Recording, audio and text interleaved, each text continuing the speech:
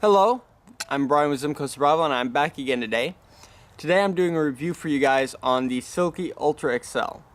Now this is a saw I bought on Amazon when I found it because I figured I'd go ahead and give it a shot. Most of you guys know I use the Corona. It's just a brand I'm used to. It's what I use most of the time. And when I do my landscaping, I use Corona saws. So I'm just used to that brand. And I just kind of stuck with it. Bought their folding saw when I went to buy myself a saw for my bug out bag and just stuck with that. But I decided to go ahead and pick this up because this was the first curved blade silky saw that I had found. And I'm a fan of curved blades. I just don't like the straight bladed saws. I don't know why. Maybe it's just my preference, the fact that all of the Corona saws are curved. But I just prefer a curved blade saw. I find it doesn't take as much work to get through a log with a curved saw versus a straight bladed saw.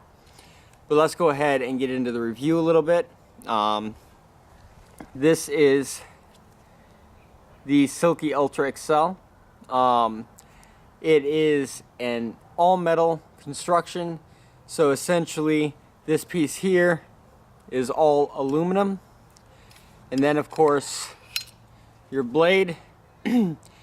Now silky saws are notorious for their durability and longevity, and the reason for that is the saw blade is K4 steel, or SK4 steel. Is essentially a Japanese tool steel. The teeth, I don't know if you guys can see it, are impulse hardened. So essentially that allows the blade to flex without breaking, but the teeth are able to last a lot longer. So essentially you have two different blade hardnesses on this one blade. You have a very soft steel along the spine, and then you have a very, very hard steel right here on the teeth. This is a pull cut saw, just like all Silkies are. So it will only cut on the pull stroke, and it'll remove a lot of its debris on the push stroke. Essentially just like every other Silky. The difference is this Silky has a curved blade. Now the curve is not extreme, but it, in my view, is one of the few Silkies that actually has a curved blade, at least in their folding saw line. Now let's go ahead and move up here to the grip. Right here you have a nice metal lock release, so you push down on it here, the blade is able to close. It does not lock closed, okay? It does not lock closed, but it does have a retention up here. I don't know if you guys can see it, where you open it up and you can see it move like that, this piece right here. So even though it doesn't outright lock close, it kind of uses a retention system to keep it closed, so you actually kind of have to open it to make it open. It does have two positions when it's open. You have this, which is going to be your standard, and then you have this one here, which is most useful when you're cutting close to the ground. Raises your hands up away from the area where you're going to be banging your knuckles on the ground all the time. I personally don't use this setting very much because I find it's just awkward to use it in that configuration, so I tend to stick with this one here. As far as the handle goes, you do have a carabiner loop right there, so you can, it's big enough that you can put a small carabiner through there, or you could always use a lanyard, whatever your preference. Give you guys an idea of how thick the handle material is. It is a very nice strong aluminum. It doesn't bend, and it's fairly thick. I mean, it's not the thickest, but it's fairly thick, so I don't really feel like it's gonna bend or break on me in any way. The black part here is rubber. Essentially it's the same rubberizing material that they use on all of their fixed blade saws like the Zubat, or their choppers like the Yoki or the Nata. So essentially this material here is going to be the same. If you have any of those other tools, you'll know what this is because that's the handle that they're made out of. Very nice, very grippy. Even when it's wet, it doesn't slip. So I really like this handle material. One thing they did to this saw that I really actually like is the way they did the jibbing up here. Yes, it does have some jibbing. If you want to hold it like this and kind of do some finer cuts, it gives you that comfort, that zone for you to be able to do that with. But as anybody knows, there's a reason they don't put jibbing on a saw, and that's because if you put your thumb on something rough and you're going back and forth, it's going to tear up your thumb. So what they did was they added it to part of the rubber. So essentially, the jibbing has give. And no matter how much sawing I've done where I've had my thumb up there, my thumb's never gotten torn up. But it still gives me that nice, I don't know how to explain it, that control that I like from having that jibbing on the spine. But overall, it's a silky saw, so you can't really complain about, you know, its quality or its durability. It's simply a silky saw. It's awesome, and from a quality point of view, you can't really get better than Silky's. Let's go ahead and get into the size of the saw itself.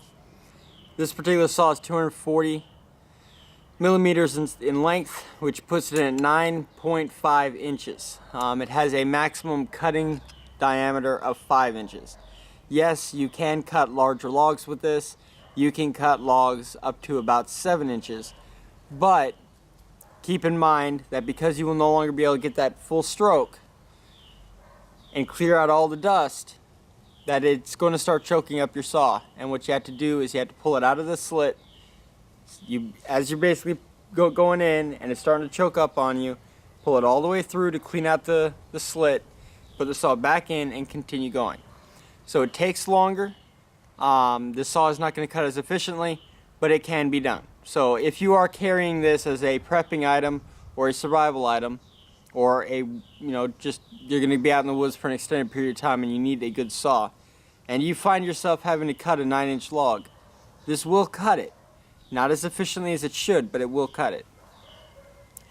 But let's go ahead and get done with this. I have found myself a nice aged piece of cherry, very, very hard wood, and I decided to go ahead and test this on it. It's been aging for about 2 years now. So I decided to test this on a nice hard aged cherry to go ahead and show you guys the way it cuts, because everybody knows how a silky cuts in green wood. I mean, that everyone does demonstrations of them cutting branches and cutting trees down with silkies. So I decided to do something a little bit different. What if you found yourself a nice dead tree and you want to go ahead and get yourself some firewood? So I found a piece of a cherry with a 4-inch diameter that's been aging in my yard for the last 2 years. So we should be able to get a pretty good idea of how this thing will handle a really hard piece of wood. So let's go ahead and do that really quick, and I'll go ahead and finish up my review. Alright, so I have my nice piece of cherry here. This is going to take a little while. You're not going to see this thing just zip through it like you normally do a silky saw, because this is not green wood. This has been aged for a couple of years. It's a hard cherry. It's not going to be particularly easy, which is why I chose this piece of wood. Let's go ahead and get started, and let's see just how well it does.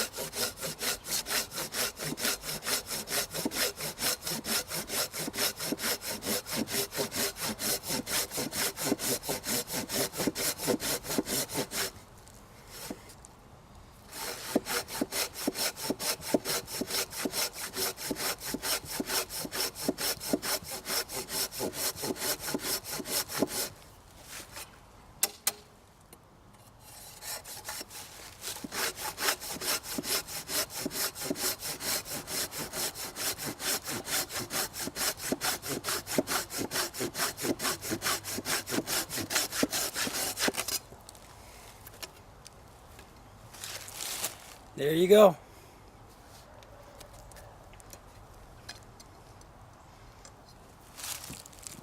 All right. Nice hard piece of cherry.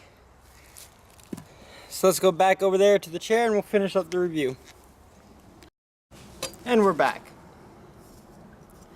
So my overall opinion, if it can cut through that, I'm pretty happy with it. For those of you guys who don't know just how hard a piece of cherry can get after 2 years, it's pretty hard. Most of the time saws have a really hard time cutting it after it's been sitting there for 2 years, which is probably the reason it's still there. But I was pretty impressed with it. I don't know about you guys, but when this thing cuts through green wood, it's just like, and it cuts. So I wanted to see what it would do on a much harder piece of wood. And honestly, I wasn't disappointed in it. So I was able to get through it completely before my arm got all tired and I had to switch hands, which is pretty impressive to me. 4-inch piece of 2-year-old cherry is a pretty hard piece of wood. But overall, I'm going to give it a 5 out of 5. It weighs 10.5 ounces, so it's not too heavy to go in a bug out bag, and it's not too heavy to take in a hiking pack. As far as collapsible saws go, it's a good, I'd say mid-sized saw. It's not large, but it's not too small. It's right there in the right size for anything you're going to be doing out in the woods. I go ahead and pick this up. You can buy it on Amazon. I don't have a link in the description yet, but hopefully I will soon. So and up until that point, if you are looking at buying this, it is the Silky Ultra Accel 240. So go ahead, search that on Amazon. It should pop right up. They do have a straight bladed version for those of you guys who want that. It has a kind of a yellowed orange handle, and this one has a reddish orange handle. So that's the difference. The straight blade has a yellowy orange, and this one here has a reddish orange, which is the curved version. But overall, I cannot complain at all. I'm really impressed with this saw. I really do like it, and it's going to stay as a part of my kit. So go ahead and hit the like button, subscribe to the channel, make sure you guys get notified of all of my new videos, and as always, have a good day. Bye bye.